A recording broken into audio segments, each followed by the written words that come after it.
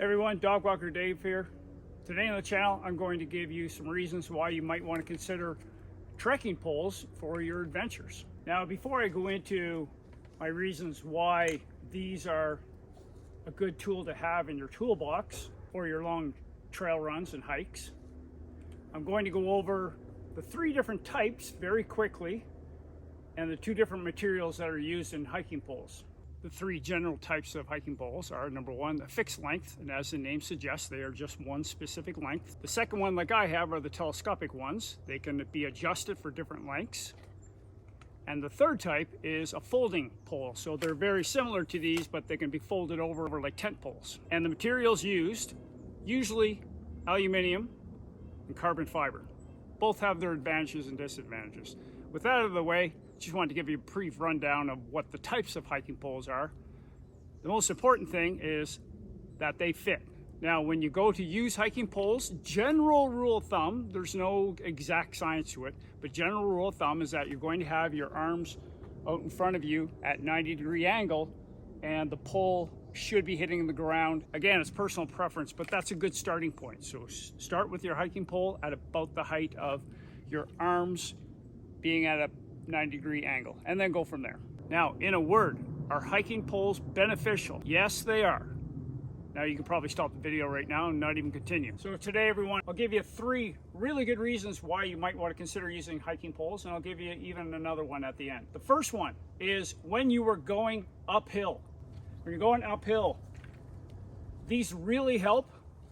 Just another set of muscles that you can use to push down on instead of just using your legs and putting your hands on your legs when you're trying to climb steep, long hills. Having hiking poles really helps. Now, when you go to do it, don't grip the handles really hard like this. That's going to tire you out.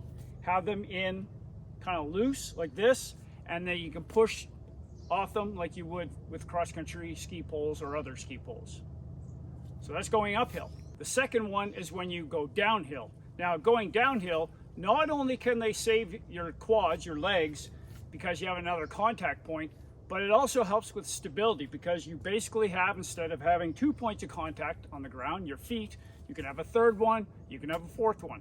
Some people will just go with one hiking pole, and that still works. So that's the second reason, for stability and to save your legs and knees going downhill. Third one is for crossing small bodies of water, like a stream or a creek or even a small river for that matter, or you're crossing over a glacier or some other snow. You can use the hiking poles to gauge the depth of how deep the water is, and also for stability when you're crossing a stream, or if you're going over snow, to poke down into the snow to see how deep it is, because you don't want a crevasse underneath the snow. I'll also add in for going across the streams when you're coming across some type, depends on the type of stream, but this is a shoot off of Bow River, and the rocks here are all covered with, it's like a slime almost. I don't think it's an algae, it's just that it's not fast enough moving. So these rocks are quite slippery, so the hiking poles will help when you're going across this type of stream when the rocks can be quite slippery underfoot. The fourth one that I know a lot of thru hikers and other hikers use that I have not used personally, but I know a lot of people will use it, they'll use their trekking pole as a tent pole.